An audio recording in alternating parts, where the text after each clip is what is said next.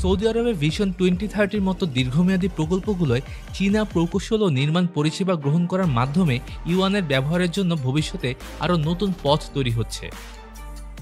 এই অর্থনৈতিক স্ট্র্যাটেজির মূল অস্ত্র হল ব্রিক্সের নিজস্ব স্বাধীন অর্থ ব্যবস্থা তৈরি করা।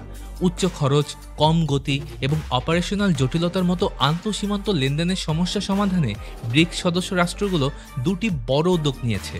প্রথমত, একটি স্বাধীন ডিপোজিটরি অবকাঠামো যার নাম ব্রিক্স ক্লিয়ার। দ্বিতীয়ত এবং আরও গুরুত্বপূর্ণ হল মাল্টি সেন্ট্রাল ব্যাংক ডিজিটাল মুদ্রা সিবিডিসি ভিত্তিক পেমেন্ট সিস্টেম এমব্রিজ। এমব্রিজের লক্ষ্য হল মার্কিন ডলারকে ব্রিজিং মুদ্রা হিসেবে বাতিল করে দেওয়া। একটি ব্রিজিং মুদ্রা যেমন ডলার ব্যবহার করে বিভিন্ন দেশ সহজে লেনদেন করে। এমব্রিজ সেই ডলারের ভূমিকা সরিয়ে দিয়ে ব্রিক্স জোটকে আরও বেশি অর্থনৈতিক স্বাধীনতা ও ভূ রাজনৈতিক ক্ষমতা দেবে।